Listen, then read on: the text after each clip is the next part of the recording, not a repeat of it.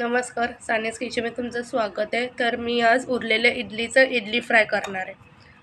जर तुमच्या घरात अशी उरलेली इडलीचं तुम्हाला विचारायचं काय करू तर तुम्ही हे नाश्त्यासाठी करू शकता. हे बघा, असे इडलीचे तुकडे करायचे. हे बघा, आता गॅस चालू केला आहे. तापू दे कढई. आता त्यात तेल घालायचं. तेल जर जास्त घालायचं कारण इडली फ्राय आहे ना, म्हणून. 1 चमचा राय घाला. 1 चमचा जिरं. राय मोहरी चांगली तडतडू दे. आता यात घालायचा कढीपत्ता.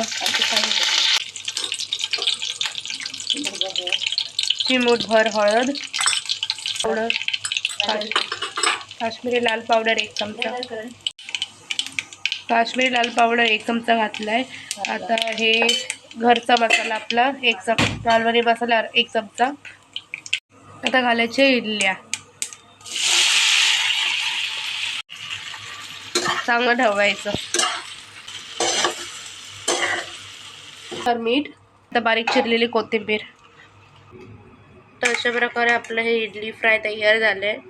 तुम्हाला या नक्की आवडणार. खूप क्रिस्पी झालं आहे. लाईक शेअर सबस्क्राईब करा. बाय.